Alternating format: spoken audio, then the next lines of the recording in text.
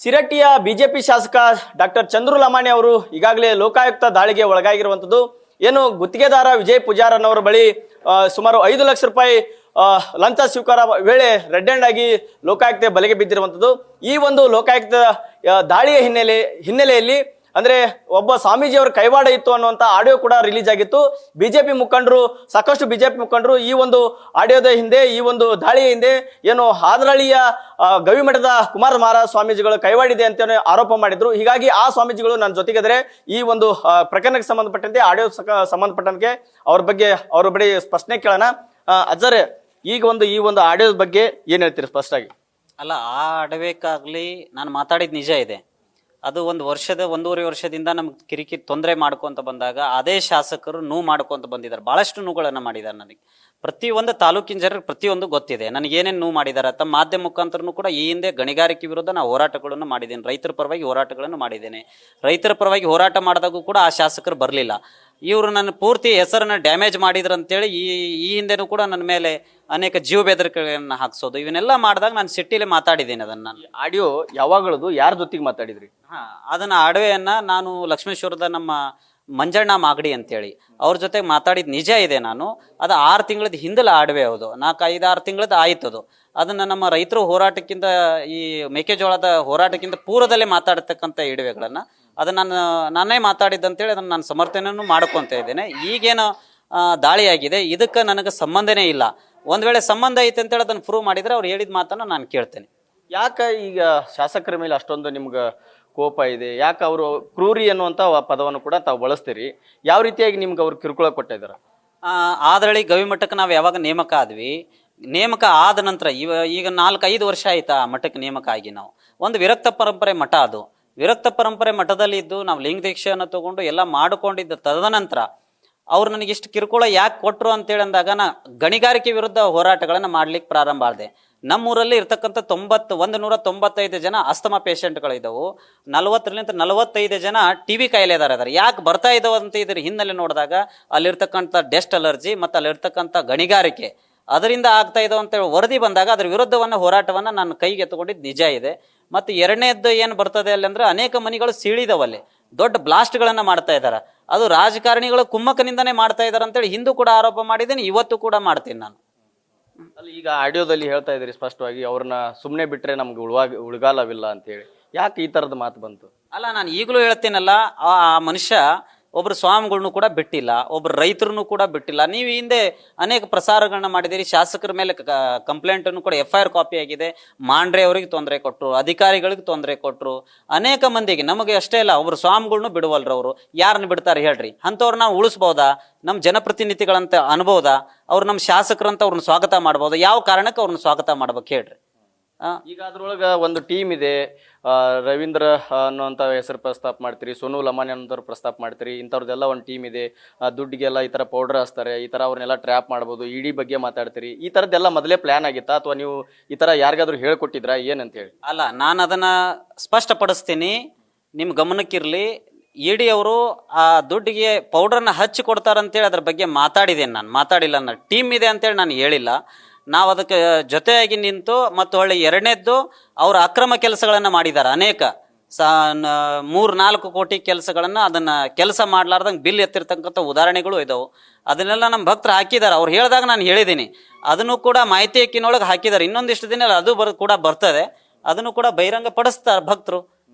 ಆ ವಿಷಯದ ಕುರಿತು ನಾನು ಮಾತಾಡಿದ್ದೀನಿ. ಒಬ್ರು ಸ್ವಾಮಿಗಳಾಗಿ ಇಲ್ಲಿ ನಡೀತಕ್ಕಂಥ ಭ್ರಷ್ಟಾಚಾರಕ್ಕೆ ಅದು ಆಗಬಾರ್ದು. ಒಂದು BJP ಪಕ್ಷ ಶಿಸ್ತಿನ ಪಕ್ಷ, ಅದಕ್ಕೆ ಕಪ್ಪು ಚುಕ್ಕೆ ತರ್ತಕ್ಕಂಥ ಕೆಲಸಗಳು ಯಾವುದೇ ವ್ಯಕ್ತಿಗಳು ಮಾಡಬಾರ್ದು ಅಂತೇಳಿ ಮಾತಾಡಿದ್ದೀನಿ ನಾನು. ಅಂದ್ರೆ ಅವ್ರಿಗೆ ಟಿಕೆಟ್ ಕೊಡಬಾರ್ದು, ಮುಂದಿನ ಬಾರಿ ಟಿಕೆಟ್ ಕೊಡಬಾರ್ದು ಅಂತಲೂ ಪ್ರಸ್ತಾಪ ಮಾಡ್ತೀರಿ. ಜೊತೆಗೆ ಒಟ್ಟು ಅವರು ಇಲ್ಲಿ ಇನ್ನೊಂದು ಸಾರಿ ಬರಬಾರ್ದು, ಆಯ್ಕೆ ಆಗಬಾರ್ದು ಅಂತ ಪ್ರಸ್ತಾಪ ಮಾಡ್ತೀರಿ. ಈ ಥರದ್ದೆಲ್ಲ ಅಷ್ಟೊಂದು ಆಕ್ರೋಶ ಆಗಕ್ಕೆ ಕಾರಣ ಏನಂತ ಹೇಳಿ?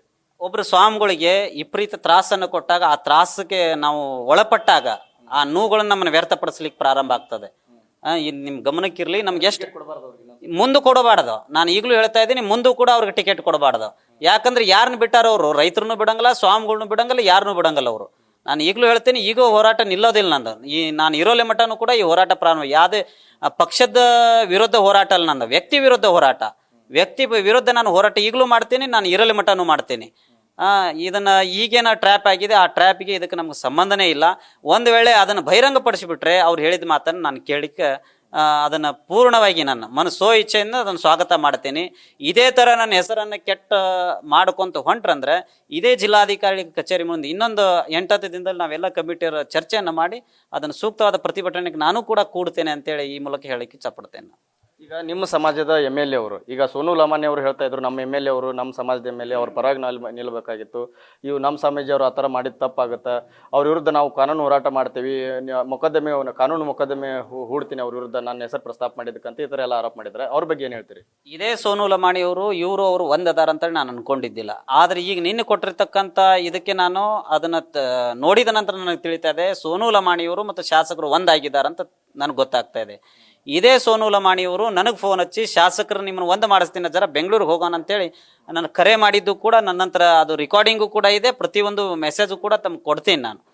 ಇದೇ ಸೋನು ಲಮಾಣಿಯವರು, ಇವರು ಶಾಸಕರು ಮತ್ತು ಸೋನು ಲಮಾಣಿಯವರು ಸ್ವಾಮಿಗಳಿಗೆ ಷಡ್ಯಂತ್ರಕ್ಕೆ ಸಿಲಿಸ್ಬೇಕಂತ ಯಾಕೆ ಅದನ್ನು ಪ್ರಯತ್ನ ಮಾಡಿರೋಕ್ಕಿಲ್ಲ? ನನಗೆ ಈಗ ಬರ್ತಕ್ಕಂಥ ಅವ್ರು ಕಾನೂನಾತ್ಮಕವಾಗಿ ಬೇಕಾದ ಮಾಡ್ಕೊಳ್ಳಿ, ನನಗೆ ಅವ್ರು ಏನು ಆಶಯಗಳಂತ ಇದು ನನಗೇನು ಅವರು ಮಾತನ್ನು ಮಾತಾಡಿದಾರೆ ಅದನ್ನು ಪ್ರತಿಯೊಂದು ನಾನು ಬಹಿರಂಗ ಪಡಿಸ್ತೀನಿ. ಅದನ್ನು ಈ ಶಾಸಕರು ಏನೇನು ಮಾತಾಡಿದ್ರಿ ನಿಮ್ಮ ವಿರುದ್ಧ, ಯಾವ್ಯಾವ ಪದಗಳನ್ನು ಬಳಸಿದ್ದಾರೆ, ಯಾವಾಗ ಹೇಳ್ತೀರಿ ಏನು ಪಾದರಕ್ಷೆಗಳೆಲ್ಲ ಸರ್ಮಾಲೆ ಮಾಡಿ ನಿಮ್ಗೆ ಹಾಕ್ತೀವಿ ಅನ್ನೋ ಥರ ಮಾತನ್ನ ಹೇಳಿದಾರೆ ಅವ್ರು ಅಂತ ಹೇಳಿದ್ರಿ, ಯಾವ ಥರ ಮಾತಾಡಿದ್ರಿ, ಏನೇನು? ಅದು ನಿಜ ಇದೆ. ನಮ್ಮೂರು ಗೌಡ್ರಿಗೆ ಫೋನ್ ಹಚ್ಚಿ ನಮ್ಮೂರು ಅವ್ರ ಮಠವನ್ನು ಬಿಡಿಸ್ರಿ, ಅದನ್ನು ಸೆರೆಮಾಲೆ ಮಾಡಿ ಸ್ವಾಮಿಗಳನ್ನ ಹಾಕಿ ಮೆರವಣಿಗೆ ಮಾಡಿ ಕಳಿಸಿ ಬರ್ತೀನಿ ಅಂತೇಳಿ ಖುದ್ದಾಗಿ ಶಾಸಕರು ಮಾತಾಡಿದ್ದಾರೆ. ಆ ರೆಕಾರ್ಡಿಂಗು ಕೂಡ ಹಾಕ್ತೀನಿ. ಇಂಥವು ಭಾಳಷ್ಟು ಇದಾವೆ, ಒಂದು ಹಾಕ್ಲಿಕ್ಕೆ ಇಚ್ಛಪಡ್ತೀನಿ. ಈಗಲೂ ಕೂಡ ನಾನು ಜೀವ ಬೆದರಿಕೆಯಲ್ಲೇ ಅಲ್ಲೇ ನಮ್ಮ ಮಠಕ್ಕೆ ಹೋಗೋದು ಬರೋದು ಮಾಡ್ತೇನೆ. ನಿನ್ನೆ ರಾತ್ರಿ ಆಗಿರ್ತಕ್ಕಂಥ ಉದಾಹರಣೆ, ದಾವಣಗೆರೆಯಲ್ಲೇ ಪಾಸ್ ಆಗ್ತಾ ಇದೆ, ಮೈಸೂರಿನಿಂದ ಒಬ್ಬರು ಸ್ವಾಮಿಗಳು ರೈಲ್ವೆ ಸ್ಟೇಷನ್ಗೆ ಬಿಟ್ಟು ನಾನು ಬರ್ತಾ ಇದ್ದೇನೆ. ಸಮಯ 11 ಗಂಟೆ ಆಗಿದೆ, 11 ಗಂಟೆ ಆಗಿದೆ. ಆ ಸಮಯದಲ್ಲಿ ನನ್ನ ಗಾಡಿ ಬಾಜುನೇ ಬೇರೆ ಬಾಟ್ಲಿ ಹಿಡ್ಕೊಂಡು ಬಂದಾಗ ನನ್ನ ಭಯ ಆಗಿಬಿಡ್ತಲ್ಲಿ. ಅದೇ ಕ್ಷಣ ಫೋಟೋವನ್ನು ತೊಗೊಂಡಿದ್ದು ಕ್ಲಿಪ್ ಇದೆ ನನ್ನ ಹತ್ರ.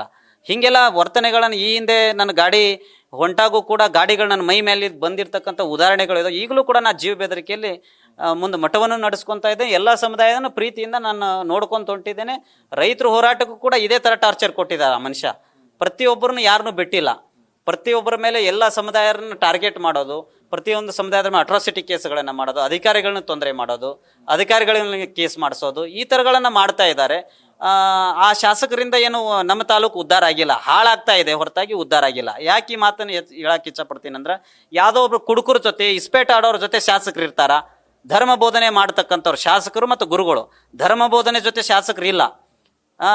ತಾವು ಪ್ರತಿಯೊಬ್ಬರು ಮೀಡಿಯಾದವರು ಅದನ್ನು ನೋಡಿದಿರಿ, ಯಾರ ಜೊತೆಗದಾರ ಶಾಸಕರು ಅಂಥ ಶಾಸಕರು ನಮ್ಮ ತಾಲೂಕಿಗೆ ನಮ್ಮ ಜಿಲ್ಲೆಗೆ ಬೇಕಾ? ಅದ್ರ ವಿರೋಧ ಈಗಲೂ ಹೋರಾಟ ಇದೆ, ಮುಂದೂ ಇರ್ತದೆ ನನ್ನ ಹೋರಾಟ. ಯಾರು ನನ್ನ ಕರೀತಾರೋ ಬಿಡ್ತಾರೋ ಗೊತ್ತಿಲ್ಲ, ಯಾವ ಊರಿಗೆ ಹೋಗ್ತೇನೆ ಬಿಡ್ತೇನೆ ಗೊತ್ತಿಲ್ಲ, ಆದ್ರೆ ಇರಲಿ ಮಟ್ಟನೂ ಪ್ರಾಮಾಣಿಕತೆ ನಿಷ್ಠೆಯಿಂದ ನಾನು ಬದುಕಿ ಸಾಯ್ತೀನಿ ಅಂತೇಳಿ ಈ ಮೂಲಕ ಹೇಳಕ್ಕೆ ಇಷ್ಟಪಡ್ತೇನೆ. ಈ ಆಡಿಯೋದೊಳಗೆ ರವೀಂದ್ರ ಪಪ್ಪಿ ಅನ್ನೋರು, ಸೋನು ಲಮಾನಿ ಅವ್ರದ್ದು ಒಂದು ಟೀಮ್ ಐತಿ, ಅವರು ಬೇರೆ ಬೇರೆ ಕ್ಯಾಶುನ ಇದೆ, ಬೇರೆ ಬೇರೆ ವ್ಯವಹಾರ ಇದಾವೆ, ಈ ತರ ಎಲ್ಲ ನೀವು ಪ್ರಸ್ತಾಪ ಮಾಡ್ತೀರಿ. ಅವ್ರ ಜೊತೆಗೆ ಏನಾದ್ರು ನಿಮ್ ಲಿಂಕ್ ಇದೆಯಾ ಅಥವಾ ಏನ್? ನನಗೆ ಅವರಿಗೆ ಲಿಂಕೇ ಇಲ್ಲ, ಪಾಪ ಅವ್ರು ಯಾರಂತೂ ನನಗೆ ಗೊತ್ತಿಲ್ಲ. ಆದ್ರೆ ಈ ಮನುಷ್ಯ ಏನದಲ್ಲ ಸೋನು ಲಮಾಣಿ, ಅವ್ನು ಹೇಳಿದ್ದನ್ನ ನಾನು ಹೇಳಿದ್ದೇನೆ. ಅವರಾಗಿ ಕಾಲ್ ಮಾಡಿ ನಾನು ಹಿಂಗೆ ಕೆಲಸ ಮಾಡ್ತೀನಿ ಜರ ಹಿಂಗೆ ಅಂದಾಗ ನಾನು ಅದನ್ನು ಪ್ರಸ್ತಾವನೆ ಮಾಡಿದ್ದೇನೆ. ಅವ್ರದ್ದು ಏನಿದೆ ದಂಧೆ ಅದು ನನಗೆ ಸಂಬಂಧ ಇಲ್ಲದ ವಿಚಾರ, ಅವ್ರಿಗೆ ಬಿಟ್ಟಿದ್ದದು. ಶಾಸಕರು ನಿಮ್ಮ ಜೊತೆಗೆ ರಾಜ್ಯ ಆಗ್ತಾರಂತೇಳಿ ಕಾಲ್ ಮಾಡಿದ್ದು ಯಾರು, ಏನದು ಪ್ರಕರಣ ಏನು? ಇವರೇ ಸೋನು ಲಮಾಣಿಯವರೇ ನನಗೆ ಕಾಲ್ ಮಾಡಿದ್ದು. ಬೆಂಗಳೂರು ಕರ್ಕೊಂಡು ಹೋಗ್ಲಿಕ್ಕೆ ಅವ್ರು ಒಪ್ಕೊಂಡಿದ್ರು. ನಾನು ಹೋಗ್ಲಿಕ್ಕೆ ನನಗೆ ಆಗೋದಿಲ್ಲ, ನಾನು ಭಕ್ತರ ಜೊತೆಗಿರ್ತೇನೆ ಹೊರತು ಶಾಸಕರ ಜೊತೆ ಇರಂಗಲ್ಲ ಅಂತೇಳಿ ಸ್ಪಷ್ಟವಾಗಿ ಹೇಳಿದ್ದೇನೆ. ಈಗ ಶಾಸಕರು ನಿಮ್ಗೆ ದುಡ್ಡಿನ ಆಮಿಷ ಒಡ್ಡಿದ್ರು ನಿಮ್ಗೆ ಮಠ ಬಿಡೋದಕ್ಕೆ, ಈ ಥರದ್ದೆಲ್ಲ ಏನದು ಪ್ರಕರಣ? ಹೌದು, ಅದು ನಿಜ ಇದೆ. ನಮ್ಮೂರು ಗ್ರಾಮಸ್ಥರಿಗೆ ಫೋನ್ ಹಚ್ಚಿ ಅವ್ರಿಗೆ ದುಡ್ಡನ್ನು ಕೊಡ್ತೀನಿ, ಹೆಂಗಾರ ಮಾಡಿ ಸ್ವಾಮಿಗಳಿಗೆ ಮಠವನ್ನು ಬಿಡಿಸ್ರಿ, 18 ಲಕ್ಷವನ್ನು ಕೊಡ್ತೀನಿ ಅಂತೇಳಿ ಹೇಳಿದ್ರಂತೆ. ನಮ್ಮ ಇಲ್ಲೇ ಅದಾರ ಅವರು ಕೂಡ.